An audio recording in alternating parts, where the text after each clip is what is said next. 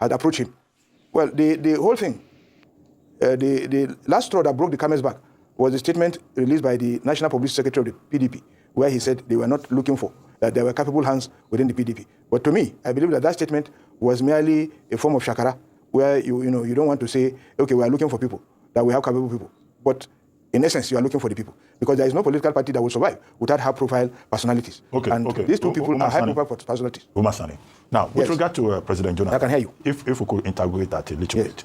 You recall that in 2018, ahead of the constitutional amendment process that led to the 2019 Constitution, one of the sections that was amended was Section 137. Section 137, sub 3, for presidents, and then I think Section 182 for governors, to the effect that any president or governor, but in this case, let's focus on Section 137, sub 3, any president who emerged by completing the term of a president who died in office and was sworn in is only entitled to just one term in office, namely that you can only be sworn in twice. You cannot be sworn in a third time within the purview of the spirit of the law itself. Now, do you see this being a problem in the likelihood that President Jonathan says, okay, I want to run? Won't they come and say, well, in 2010, you were sworn in as acting president to complete the term of President Yaradua. In 2011, you won election on your own steam. Why will you come again in 2026, 2027 to say you want to be president? Isn't that, legal booby trap there? Yes, quite a lot of legal minds have pontificated on that.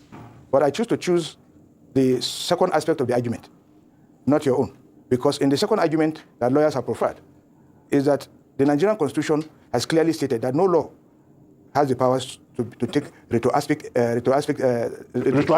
effect. Yeah. Now, yes, retrospective effect. Yeah, retrospective. Yeah. That is, it cannot go back. Yes. The law cannot go back. Once a law is enacted, it starts from the period where that law is enacted. It does not affect anybody who has already done that thing. It starts from the period that that law came into force or came into being. Now, these were the issues that affected when Buhari, when he was head of state, when he enacted a decree which dealt with the 3 cocaine pushers. And as at the time they were arrested, there was no law to the effect that it is a capital offense. So he enacted a decree and then backdated it, giving it a retrospective effect.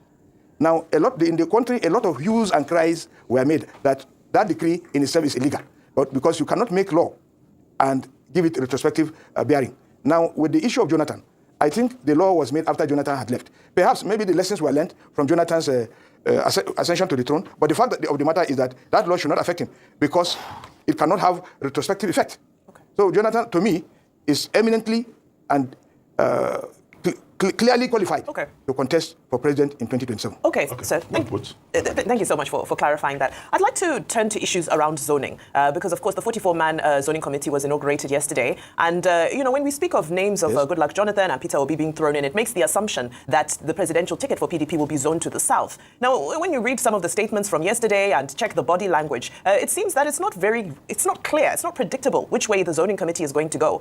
What's your stance on this, and what's some of the insight you have concerning this issue around zoning, which many people might say has been one of the biggest existential threats to PDP? You see, within the PDP, zoning has been encouraged, especially in Section 7 of our Constitution, where it gives room for, general participation, that every section of the country must be taken along. So it gives that room for zoning.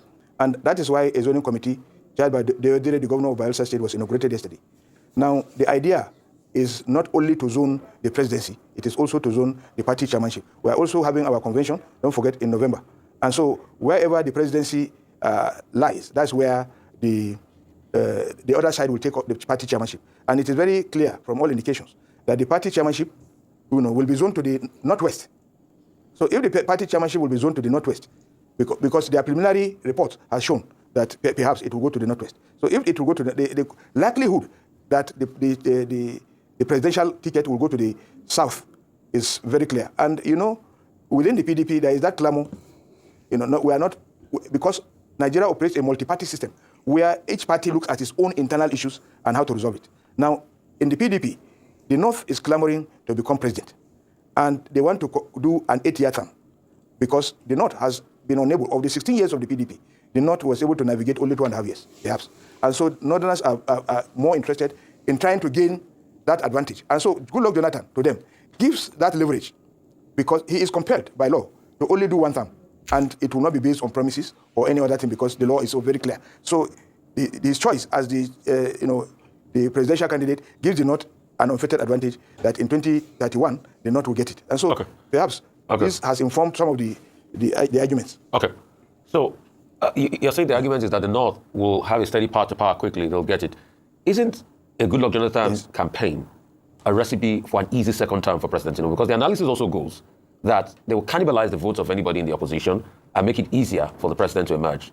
Any time that an incumbent has been beaten is as a result of a convergence of forces against the incumbent, which happened in the case of Goodluck Jonathan.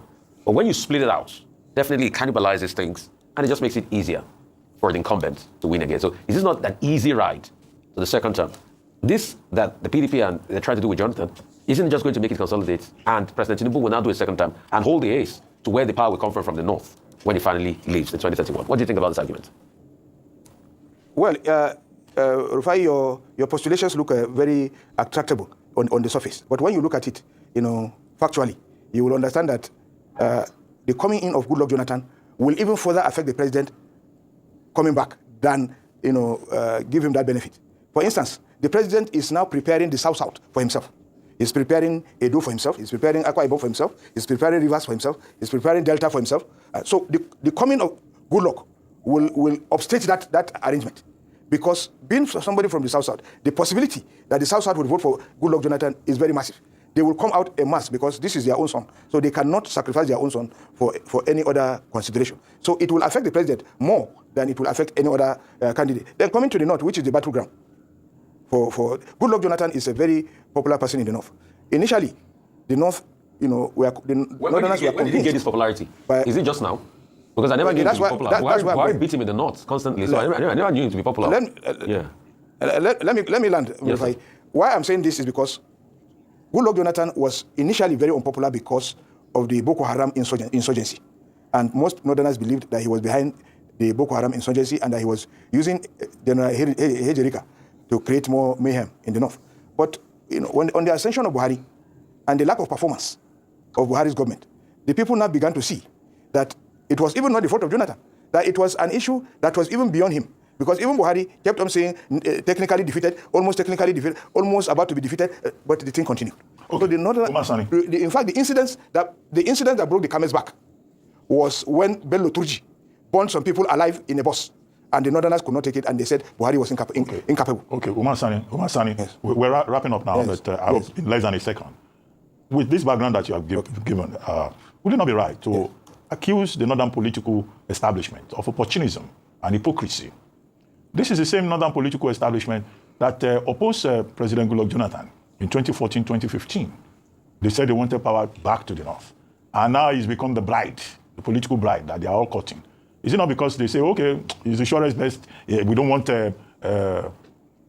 Tinubu, but Jonathan will at least do just one time, using one Southerner against the other. And then there are Northerners coming to defend that. I think we should call out the hypocritical or the hypocrisy of the Northern political elite so they can just manipulate Southerners as they wish.